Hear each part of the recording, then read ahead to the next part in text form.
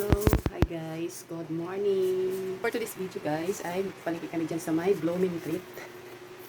Alas 9 na, mainit na. Hindi pa kami nakakaalis. So, titingnan namin kung carry ba yung init. Ay, pa yung to. Tama na kayong palengke guys. Titingnan namin din doon sa may lechonan. Bibili kami ng lechon. Lechon kuno. So, tara guys. Oh, may susi na.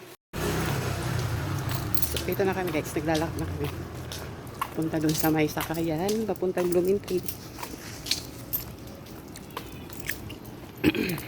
Mainit na nga. Kasama ko. Nagtipunta lang ano pa masakay.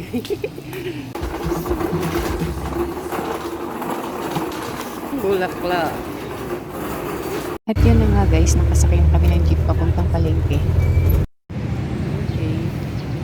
So dumaan lang kami guys dito sa may Chinese General Hospital. Galing na kami ng La Loma. Mahal ang lechon. 1.5 ang per kilo. So hindi na kami bumili. High blood na kami sa presyo pa lang. Kaya diretso na lang kami palengke. Paglilechon manok na siguro ito. Wala ito ba tayo sa Pangsay? Pwede ba punta mo na yun? Tara. So, tawid.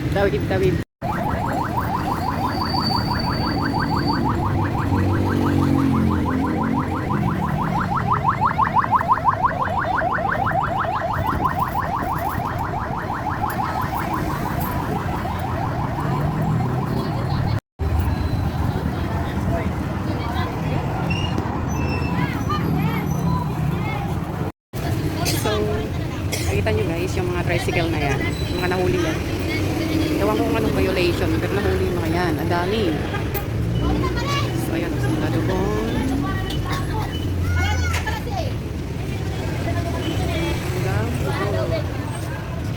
So, ilan? 1, 2, 3, 4, 5, 6, 7, 8, 9, 10, 11, 12, 13, 14, 15. Ang dami.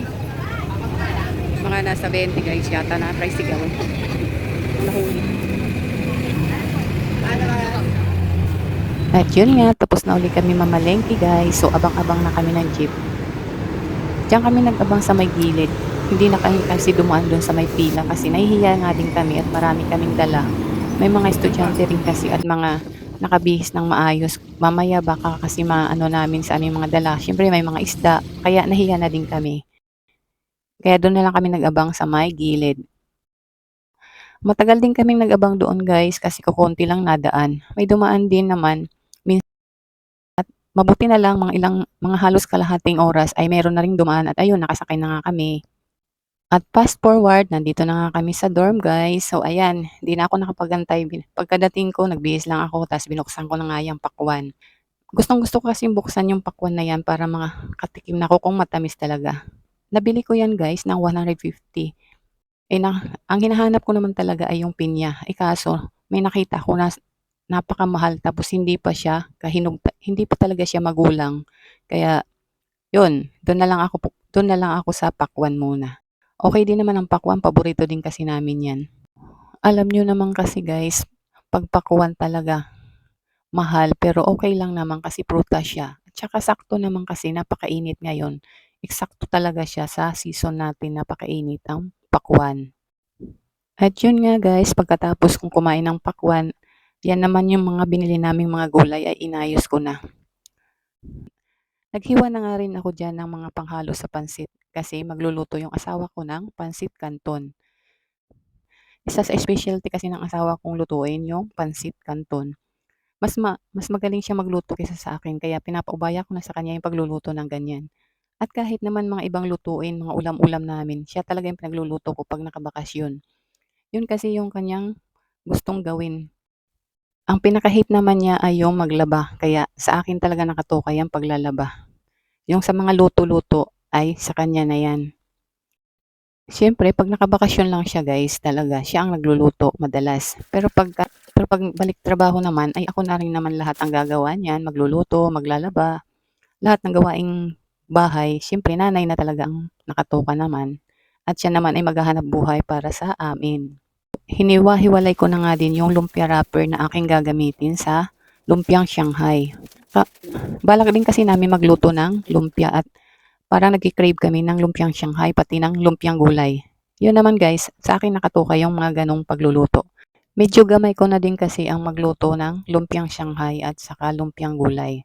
Paborito din kasi ng aking anak at saka ng asawa ko yung ganong pagkain. Kaya pagka nagki-crave kami, yun nagluluto ako, gumagawa ko yung para lang sa amin. Pag may sumobra naman ay nilalagay ko lang sa ref, tapos pagka gusto namin uli ay ipiprito ko lang. Madali lang naman siyang lutuin. At yun na nga guys, ito na nga nagbabalot na ako ng lumpia. Hindi ko na nga na-videohan yung pagtitimpla ko ng lumpiang Shanghai. Pagdating sa pagbabalot ng mga lumpia, ay ako talaga ang nakatoka dyan. Eh okay lang naman kasi kayang-kaya ko naman yan at medyo hasana nga rin akong magbalot-balot ng mga ganyan. Kasi madalas akong gumawa ng lumpiang Shanghai at saka lumpiang gulay. Gumagawa lang din naman ako para sa amin. At pagka minsan may sobra ay nilalagay ko lang sa ref at saka pagka gusto na namin uli, tsaka namin priprituhin. Tsaka ko priprituhin uli. At fast forward uli, ito naman nagbabalot na ako ng lumpiang gulay. Hindi ko na nga rin na-videohan yung mga paghiwa-hiwa ng mga gulay kasi guys, hahaba masyado yung aking video. Sa susunod na lang, pag nagawa uli ako ng lumpiang gulay, ipapakita ko sa inyo yung proseso ng paggawa ko nito.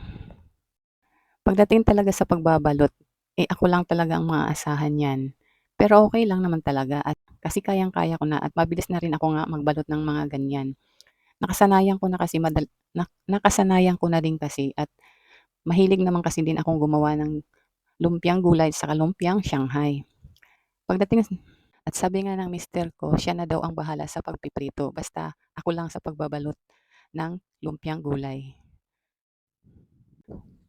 Ang saya lang, 'di ba ang saya lang guys ng gano'n, sa mag-asawa ay nagtutulungan. Kahit naman siya nakabakasyon lang, eh talagang hindi ako hinahayaan na ako lang ang gagawa sa bahay.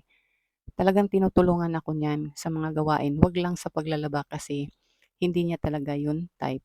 Pero sa pagluluto, sa mga paglilinis at sa pamamalengke, eh talagang nakaalalay 'yan sa akin.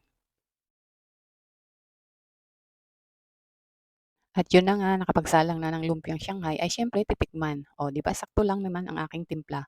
Yun nga lang walang sawsawan, pero okay na kahit walang sawsawan kasi masarap na siya. Sana all magaling magtimpla. Char! So, natapos ko na nga ding balutin yung lumpiang gulay. So, hanggang dito na lang muna guys yung aking video. See you on my next vlog. Thank you for watching. Hope you like and share my YouTube channel and subscribe na rin po guys. Thank you. Bye-bye. God bless.